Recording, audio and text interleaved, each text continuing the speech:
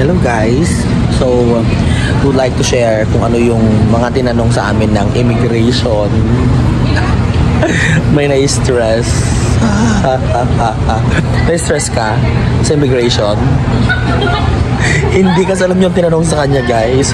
Anong tinanong sa kanya is, sino kasama mo? ano sabi mo? Kuya ko po. Tapos? Ayun po. Tapos yung pinantahan. Tapos pinuntahan yung ano, doon yung kasi magkaiwala kami ng immigration. Ay ng ano, ng IO. And pinuntahan ng IO niya, yung IO ko. And then pinakita para may tinignan para yung authority to travel ko. And yun, tinatakan siya agad. Kasi sa akin, ang daming mga hinanap. Hinanapan ako ng ID.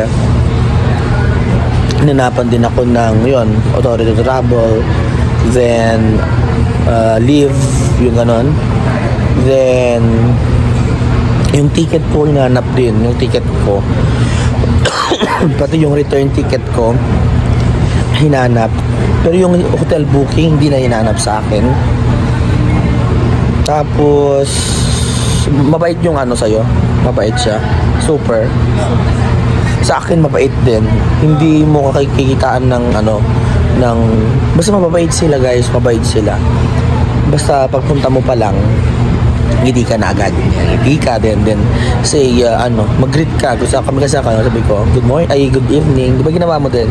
Good evening. Ayan. So, ang dami niyang pinipare guys. Nagpanotaryo po kami, ganyan-ganyan. Tapos nagpa-bank certificate, SOA, mga ganun. Pero hindi na hinahanap.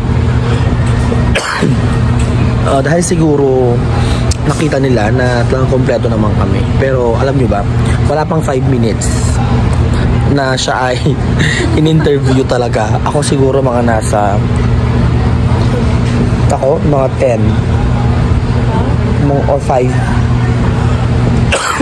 Medyo matagal yung interview sa akin kasi hindi magkatanong siya tapos nag-encode siya. Ganon, doon siya natatagalan sa pag-encode. Magkatanong ulit, mag-encode. So, ganun lang yung experience namin. Tapos, pagpasok namin dito sa airport, magbayad na kami agad ng travel tax. 1,600 ata yun. Hindi ko matandaan. 1,640. Then, umili na kami agad para sa boarding pass. Ang bilis ng boarding pass. Ay, walang pila sa boarding pass. Diretso. Ayan. Tapos, sa immigration, ang medyo natagalan kami. Mga 1 oras siguro. Kasi, pila. Tapos, medyo mabilis din. May mga nakikita ka kami mga ang tagal-tagal nilang ini-interview.